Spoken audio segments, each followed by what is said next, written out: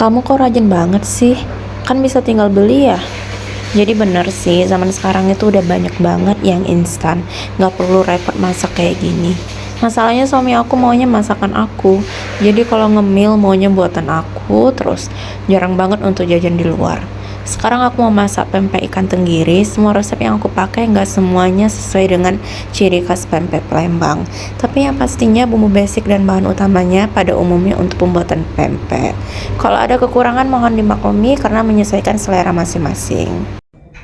Bahan-bahan yang aku gunakan untuk bahan utamanya yaitu 600 gram ikan tenggiri, 1 butir telur. Di sini juga ada sisa kulit dari ikan tenggiri.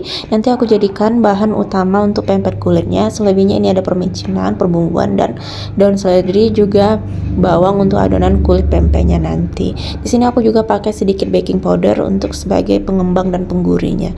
Airnya disesuaikan saja.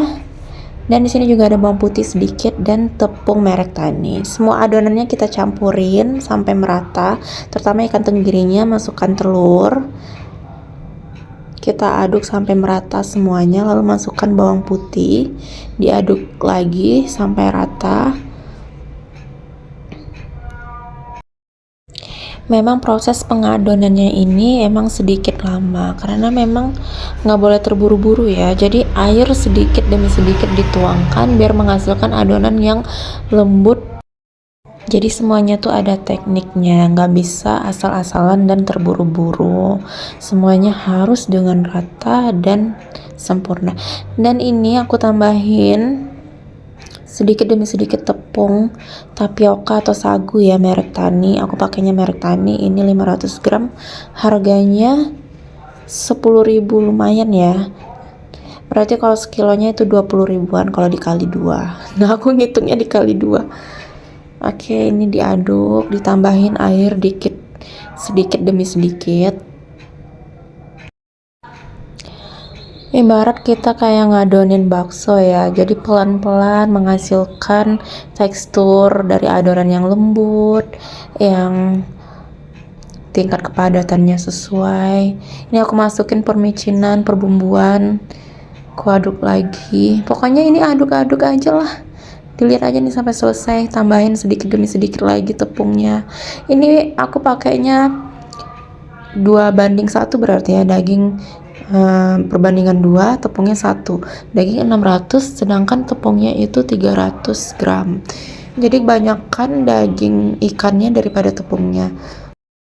Tekstur adonannya udah lumayan bagus. Ini aku tambahin sedikit minyak supaya nanti ketika direbus juga nggak terlalu lengket ya. Ini hasilnya udah jadi. Kita ratain lagi dengan spatula yang lengket-lengket di pinggirnya, kita ratain, kita satuin. Nah ini hasilnya. Lalu kita panaskan air untuk merebusnya. Kasih juga beberapa tetesan minyak di air rebusannya. Gak usah banyak-banyak, beberapa tetes aja, yang penting ada minyak di dalam airnya. Lanjut ya, pempek yang udah diadonin tadi kita bentuk pempek lenjer dulu. Jujur di sini aku merasa tertantang banget untuk ngebentuk pempek lenjer ini karena super duper lengket banget di tangan aku. Dan ternyata setiap kita ngebentuk pempek jenis apapun ini harus dikasih tepung supaya nggak lengket. Dan aku di awal-awal ngebentuk pempek ini, aku bersikeras nggak pakai tepung dong. Akhirnya benar-benar lengket dan susah banget dibentuknya. Ini aja udah lumayan ini. Nggak tahu lagi harus gimana ngebentuk yang rapi. Tapi yang penting rasanya ya.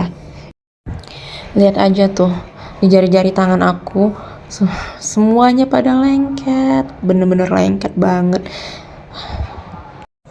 Tapi jangan khawatir ya, tangan aku ini udah aku cuci berkali-kali, jadi aman, insya Allah aman. Lagian yang makan juga kami berdua kok. Dan ini hasilnya, pempek lenjernya jadi sekitar 1, 2, 3, 4, 5, 6, 7, ada sekitar 7. Dan siap untuk direbus. Ini airnya udah mendidih, udah aku kasih minyak juga di awal. Kita masukkan satu per satu, pelan-pelan aja karena airnya panas ya.